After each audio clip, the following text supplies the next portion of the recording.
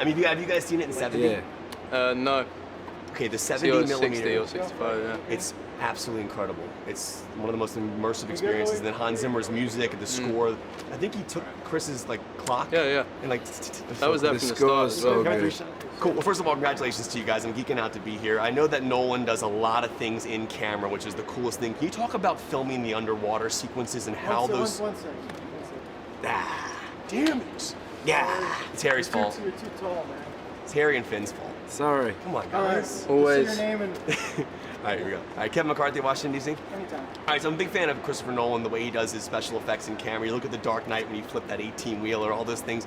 But he actually had you guys underwater in these underwater sequences. Talk about filming that. How long were you actually under, and was there somebody bringing you guys oxygen? How does that work when you're shooting a scene like that in the movie world? I think it was like filming, and then between takes you'd come up, and I think they were like short bursts. Obviously, the action was so intense and quick. It was very intimate. I'd say.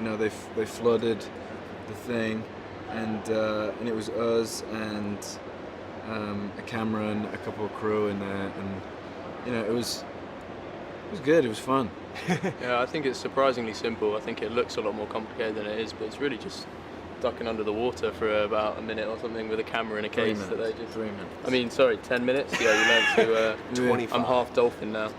PG-13 films, you generally only get 2 F-bombs in a movie. You get the 2 F-bombs in the film. I think I used them all. I'm curious, did you know that when you were filming that you were getting the 2 F-bombs? And how does that make you feel that you have the only 2?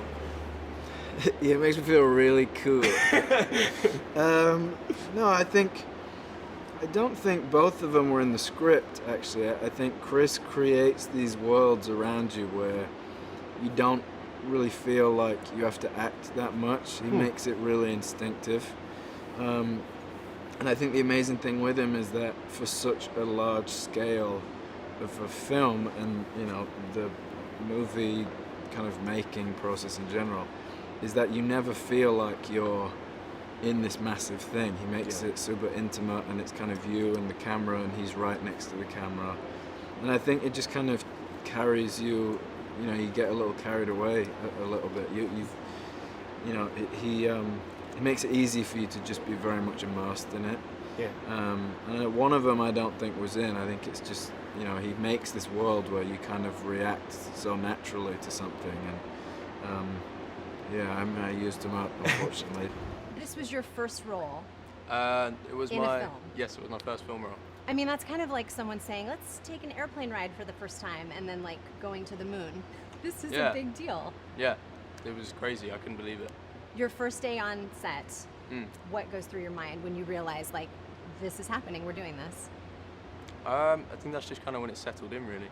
I've done a lot of preparation, research and physically for the role and everything, but nothing really properly prepared me until I had my first day on set and saw these huge, warships and planes flying overhead and hundreds of extras dressed in battle gear on the beach. That's when it really settled in, and I was like, oh yeah, this is definitely actually happening. But yeah. How do you prepare for a role where the dialogue that you have to master is pretty limited? The rest of it is here. I think it's trying to just put yourself in that space as much as possible, as much as you can, and trying to be very present in the moment and react to things going on around you. Because I think that often when there's a lot of dialogue in a scene, it's easier to work yourself into that place with the dialogue. So I think it's just about trying to be as present as possible in the moment. I read that many, if not most, of the extras that were cast were actual residents of Dunkirk. Was that true? Yeah, a lot of them were, yeah. Did you get to talk to them, and what was that like? Because this is they such a were part all, of their... For sure, yeah. I mean, they're all very young guys. A lot of them didn't speak much English. But there's a definite kind of atmosphere in the town, in Dunkirk in general, which is... it's almost one still reeling from the effects of this disaster. You go from one street, which has got this gorgeous old architecture, and you go to the next, and it's got this concrete new build, or there's no houses at all where it's had the hell bombed out of it. It's just a very sobering experience. Right. What was it like to meet and then work with Christopher Nolan? It's amazing. I was a huge fan anyway, and it was just pretty unreal, really. But I think the best thing, one of the best things he does, is extinguish the hierarchy when you're on set. So whether it's between the actors or the crew or him, you know, he makes it feel like you're all on a level pegging, really, which is such an easier way to work, and it means you get to know each other and grow closer so much quicker, which I think will always make a better film, because if you know someone more, you know, can use shorthand with them. And Yeah, of course. yeah. You were one of the actors who, because of course it's told in 3 ways, Yeah. land, sea, and air. You did land and sea. Which was most challenging for you? I know you talked about the physical aspects of it being kind of crazy.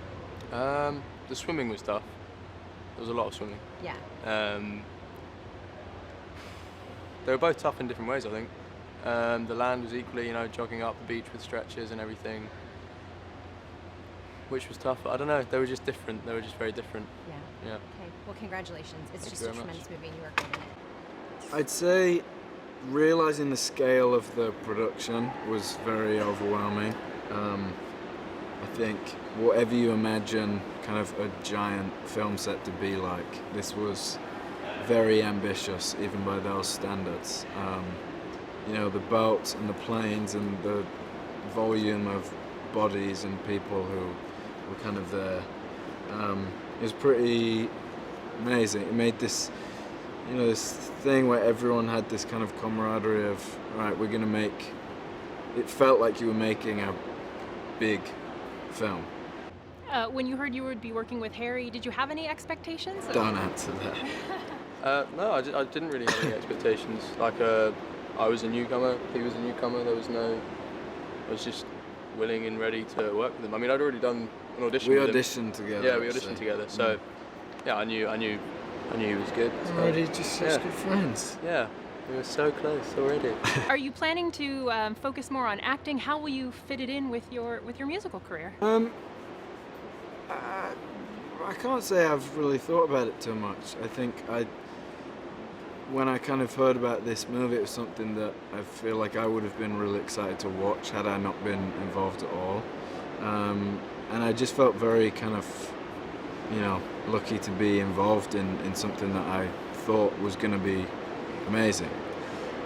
And obviously seeing the film, I'm a massive fan of the film and everything, so I think it's going to be fun. But otherwise, I haven't really thought about it too much. I don't know. Yeah, good. Yeah, it was good. You know, they're big fans of Chris too, and I think they're excited to see it and stuff. So, yeah, it was good. I heard about him from my niece. I have an 11-year-old niece, and she was just more excited than anything I've ever done that I was going to be acting with Harry Styles. You're a superstar now. Yeah, I went up in her estimation big time. The Oscar, you know, whatever, Yeah, but Oscar. working with Harry Yeah, Styles. I won the Harry.